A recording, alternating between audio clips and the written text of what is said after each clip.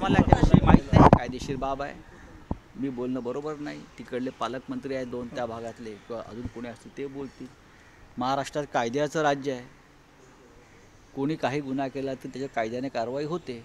त्याच्यामुळे मी त्याच्याविषयी बोलणं माहीत नाही, कारण माझ्याकडे फार जास्त माहिती नाही आहे. सर, छत्तीसगडमध्ये कालीचरण बाबांनी गांधी सर ओबीसी आरक्षण बरोबर सर्वेची बैठक आहे, क्या वाटतं निवडणुका पुढे रुपये देखिए, मैं ये मानता हूँ कि प्रधानमंत्री जी हो या उनके पार्टी के मंत्री हो, अपने पार्टी के सदस्य हो सकते हैं, लेकिन अभी आप किसी पार्टी के सदस्य नहीं हो, आप देश की सेवा में हो, आप प्रधान सेवक हो देश के।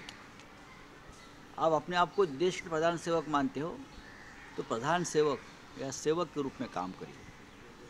सर, काँग्रेसने केंद्राने राज्याची पाठ थोपटलेली आहे, परंतु दुसरीकडे भाजपचे जे नेते आहेत ते नाराज असतात आपल्या गव्हर्नमेंट। हा, महाराष्ट्राच्या बाबतीमध्ये काही चांगलं घडलं, सकारात्मक घडलं, शाबासकी देणारं घडलं, कौतुकाची थाप पडली की महाराष्ट्रातला विरोधी पक्ष नाराज होतो. हा एक आजार असतो. त्या आजारावरती आता कसे उपचार करायचे काय ते आम्ही लवकरच पाहू. विधानसभा अध्यक्षपदाबाबत राज्यपालांचा आता भूमिका कळेल, मात्र त्यांनी सांगितले की मला वेळ द्या या निवडणुकीच्या कार्यक्रमाचा अभ्यास. राज्यपाल आपले फार अभ्यासू आहेत. इतका अभ्यास बरा नाही. त्या अभ्यासाचं ओझं झेपलं पाहिजे. एक ते मुळात लॉकडाऊन काळामध्ये अभ्यास कमी झालेला आहे. त्यात तुम्ही प्रत्येक गोष्टीचा असा अभ्यास करायला लागलात. घटनेमध्ये काही गोष्टी स्पष्ट लिहिलेल्या आहेत, त्यानुसार तुम्हाला काम करायचं. घटनेमध्ये स्पष्ट लिहिलेलं आहे, मंत्रिमंडळानं केलेल्या शिफारशी तुम्ही मान्य करायच्या. मग 12 आमदारांच्या शिफारशी ज्याला 1 वर्ष होऊन गेलं, त्या शिफारशी मान्य कराव्यात. राज्यपालांवरती बंधनकारक आहे हे आपल्या संविधानात लिहिलं आहे. पण राज्यपालांचा अभ्यास सुरू आहे, शांतता अभ्यास सुरू आहे. असं एक नवीन नाट्य राजभवनात चाललेलं आहे आणि त्याचे जे पात्र आहे ते फक्त राज्यपाल महोदय नसून भारतीय जनता पक्षाचे इतर प्रमुख लोकही त्या नाट्यामध्ये भाग घेत आहेत. त्याच्यामुळे ते नाटक काही दिवस चालेल, अजून रंगू द्या, नाटक रंगू द्या. कारण आता 50% क्षमतेची आसन व्यवस्था असल्यामुळे अशा प्रकारची पथनाट्य होत असतात. सर, असेंबली स्पीकर को लेके गवर्नर कह रहे वो हैं अभ्यास कर रहे हैं ना. महाराष्ट्र के राज्यपाल इतने विद्वान हैं हमारे, अभ्यास कर रहे हैं. हर विषय का अभ्यास करना उनके लिए ज़रूरी पड़ता है. जैसे 12 गवर्नर के जो नॉमिनी होते हैं, 1 साल से वो अभ्यास कर रहे हैं, उनके बारे में चिंतन कर रहे हैं. और कितना समय लगेगा? सीधा है, अभ्यास करने की ज़रूरत नहीं है ज़्यादा. ये 5 मिनट का काम है. संविधान में जो लिखा है उनके हिसाब से हमको काम करना है. कैबिनेट ने आपको जो सिफारिश की है आपको मंजूर करनी पड़ती है. जैसे हमारे 12 सदस्यों की नियुक्ति, कैबिनेट में एक लिस्ट भेज दीजिए, आपको मंजूर करनी है. कैबिनेट की सिफारिश है, आपके ऊपर बंधन कार्य है. अब विधानसभा का अध्यक्ष का भी चुनाव होने जा रहा है, उस बारे में भी अभ्यास कर रहे हैं. इतना अभ्यास भी ठीक नहीं होता लोकतंत्र में. लोकतंत्र में लोगों की आवाज़ सुननी चाहिए. नितीश राणे दिलंय की देणगी द्या आणि देश भलाढ्य करायचा आहे. तर दुसरीकडे म्हणतात की जे विरोधक आहेत त्यांना जे देणग्या देणारे आहेत त्यांना त्यांच्या मुसके आवळले जात आहेत. हो, त्यांच्यावर धाडी घालतात. तुमचं जो म्हणणं हे आहे ते काल मला थोडं देशामध्ये काल कन्फ्युजन म्हणजे गोंधळ झाला की देशाचे प्रधानमंत्री सांगतात की त्यांच्या पक्षाला देणग्या द्या. देशाच्या प्रधानमंत्र्यांनी हे सांगणं हा नैतिकतेचा भंग आहे. पक्षाचे अध्यक्ष सांगू शकतात, पक्षाचे पदाधिकारी सांगू शकतात. हा, प्रधानमंत्री सांगू शकतात की प्रधानमंत्री जो कोष आहे त्याला देणग्या द्या कोविड संदर्भात. पण प्रधानमंत्र्यांनी त्यालाही देणग्या न देता जो खाजगी ट्रस्ट आहे PM care fund, this is private trust, त्याला देणग्या द्या सांगितलं. आणि आता सांगतायत की भारतीय जनता पक्षाला देणग्या द्या आणि देश बलाढ्य करा.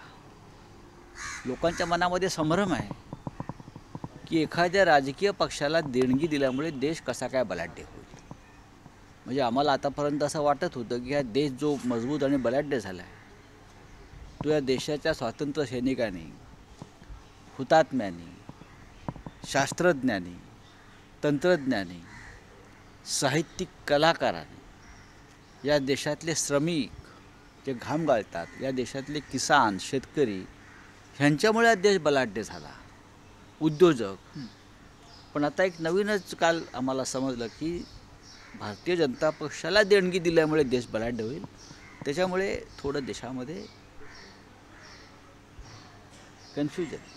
तुम्ही म्हणतात की नोटबंदी झाली आणि त्याच्यामुळे विरोधकांना जे देणग्या देणारे होते त्यांनी नाही देणग्या आम्हाला द्या, दुसऱ्यांना देऊ नका. अच्छा हा स्पष्ट संदेश आहे. देणग्या आम्हालाच द्या, दुसरं कोणाला देऊ नका.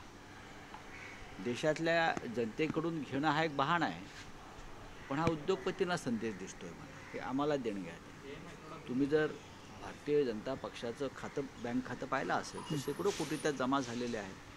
अगदी टाटांपासून सगळ्यांचेच पैसे आहेत त्याच्यात. असायला हरकत नाही. एखाद्या पक्षाला देणगी देणं हे काय चुकीचं नाही, पण प्रधानमंत्र्यांनी अशा प्रकारे समोरून सांगणं देणग्या द्या, ह्याच्यावरती आक्षेप घेतला जाऊ शकतो. मी घेत नाही आहे, पण घेतला जाऊ शकतो. हे प्रधानमंत्र्यांचं काम आहे. त्यांनी राष्ट्राविषयीच बोललं पाहिजे, पण ते बोलत नाही दुर्दैवाने. सर हिंदी में वो देश बलवान बनाना देखिए, है. बहुत कन्फ्यूजन की बात प्रधानमंत्री जी ने कही है. देश के प्रधानमंत्री ने जो बात की है उससे देश की जनता के मन में बहुत ही संभ्रम है कि भारतीय जनता पार्टी को चंदा देने से देश कैसे मजबूत बनेगा. एक राजनीतिक पार्टी चंदा जमा कर सकती है, ऑफिशियली जो नियम और कानून है, लेकिन देश के प्रधानमंत्री अगर चंदा देने के लिए जनता को आह्वान करेंगे तो मुझे लगता है ये नैतिकता का बहुत बड़ा भंग है. प्रधानमंत्री हमारे प्रधानमंत्री राहत कोष के लिए पैसा इकट्ठा कर सकते, लेकिन वो भी नहीं किया. जो PM केयर फंड है, जो प्राइवेट ट्रस्ट है, उनके लिए पैसा जमा किया. उनका कोई हिसाब किताब खाता वही नहीं है, ऐसे लोग बोलते हैं.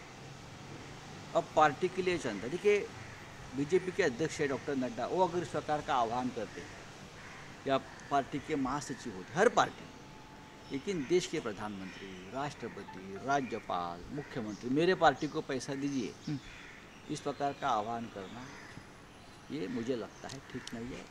पूरे विश्व में इस प्रकार की बात कोई करता नहीं, लेकिन हमारे प्रधानमंत्री ने कर ली. हमको पैसा दीजिए. जो हमारे विरोधी है उनके कोष में कुछ नहीं जाना चाहिए. सीधा सीधा संदेश. जो 4 राज्यों में चुनाव है, लोकसभा के चुनाव होगी, ये सीधा संदेश मुझे ऐसा लगता है जो भी है हमारे खाते में डाल दीजिए.